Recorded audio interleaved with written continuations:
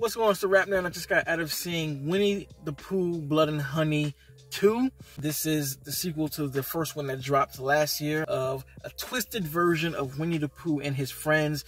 The first film was Winnie and I believe Eeyore going on a full-on rampage. And in this movie, he has a new set of friends who show up with the owl and I believe it's Tigger.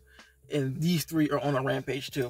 Now, first of all, man, if you're watching this review, you already know what to expect. Especially if you've seen the first one and you're interested in this one, you know what to expect from this movie and these kinds of films. These are like the Tubi movies that you go into just expecting them not to be real movies and just, you know, pretty much gore fests of films. And it's no different here. I'm just gotta say that off rip for those who are here or wondering what it's like. This is not for people looking for a great story. This is not for people looking for a structured film or even a good film or a great film. None of that. Like, if you watch B movies, this is the movie that this is, and the same as the first one. That being said, I actually like the first one more than this one, and for a couple of reasons, right? It's weird because I do like the production value of this movie. I think the production value is way better. Like with the kills, the effects, the special effects, or little VFX in here, they actually look decent. The costumes are way better than the first one. The production design of where they go with the kills is a lot better.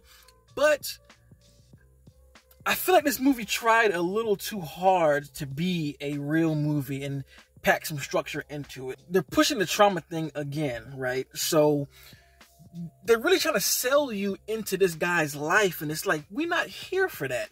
I understand and appreciate the fact that you're trying to make this a movie and add some character depth and dynamic and all this stuff, but we ain't here to see that because this is pretty much a gimmicky concept. You're taking some childhood characters and making twisted horror versions of that. Just give us that. I don't really need a backstory, and that's why the first one to me works out better, because they had a little bit of like human drama in it, but it wasn't as much as it was here. Like here, a good chunk of the movie is based on that, and I just don't give a shit about Christopher Robin and what he's going through. I don't care. Now, if this movie wasn't a gimmicky version of childhood characters and these were brand new, fresh characters that we've never seen, oh yeah, it could have worked because they did put some effort into writing that aspect of it and even performing that aspect of all of the main characters. They did a good job of that, but it's just like, in a movie like this, I don't care, bro. I just want to see slashing, killing like the first one. And I will say on that aspect of it, though, they did deliver, because there are some crazy, campy, over-the-top kills. Holy shit, in the first 5 minutes, they set the tone of what kind of kills you're going to get, and the fact that they upped the production, what we're going to do here.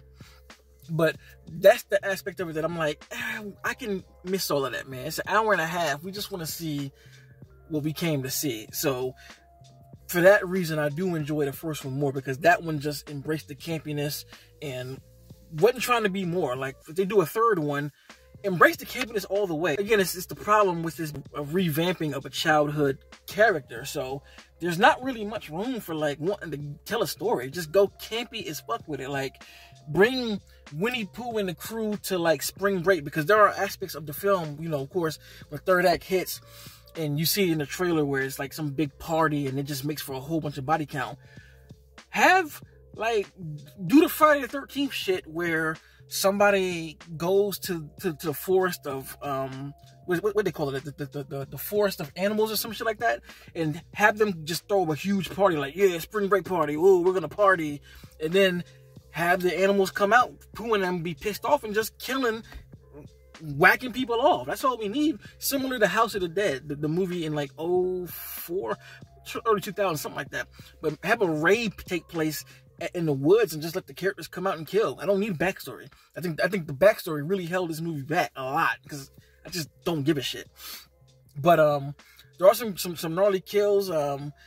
Really, some really crazy shit. There's way more head trauma in this movie than it was the first one in a lot of different ways. I mean, woo! One kill in particular that I just couldn't help but laugh out loud at, and you can skip this if it's a spoiler you don't want to know. But Winnie throws a fucking bear trap attached to a chain on somebody's head, rips their head off, pulls the shit back, and somehow the head flies out of the trap, and when Winnie takes a bat or something, and Louisville sluggers that shit into a million pieces. I was like, holy shit, this is over the top. Another additive, Winnie still doesn't talk, but the owl and Tigger do talk, and man, Tigger is a fucking maniac. Holy sh... He just talks shit. You could tell that they were channeling Freddy Krueger through him, especially with the way his design was and what he did to kill. Like, he stole the show when it comes to the villains. And I like the owl being all grandioso and kind of like this mythical being, the way he spoke. Like, all of those aspects actually work. But I mean, overall, if you like the first one, you'll find some enjoyment out of this one. But if you didn't like this shit, period, like you saw this and scoffed at it, this movie's not going to pull you in here. It's literally for a certain audience. If you've seen Blood and Honey 2, let me know in the comments. Do you prefer the first one or do you prefer this one? Did you like more story, or would you prefer it just be straight up hokey, parody, self-aware type stuff? And if you like this kind of content, make sure to like and subscribe. And if you already are subscribed, thank you. And until next time, peace. RapNerd Productions, no capping, that's word to mommy.